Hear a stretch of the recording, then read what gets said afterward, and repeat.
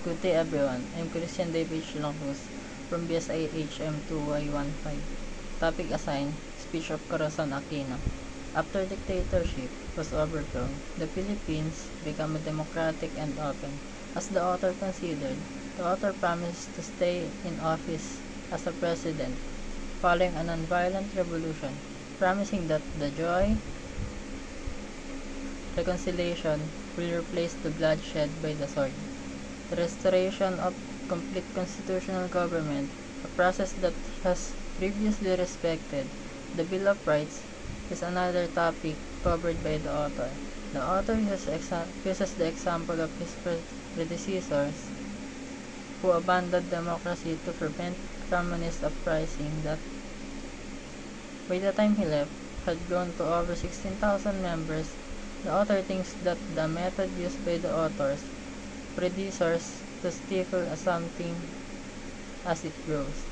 Even though my predecessors respected human rights, he used democracy to create communist rebellion.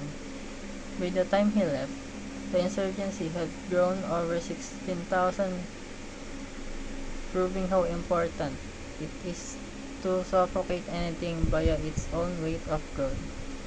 The speaker believes that for democratic and open Philippines, political initiative and local reintegration program are necessary to bring insurgents down from the hill and demonstrate economic progress and justice to those who have the best intention. We have swept away absolute power by a limited revolution that respected the life and freedom of every Filipino. Now, we are restoring full constitutional government again. As a restored democracy by the way of democracy, so we are completing the constitutional structures of new democracy under Constitution that already gives full respect to Bill of Rights.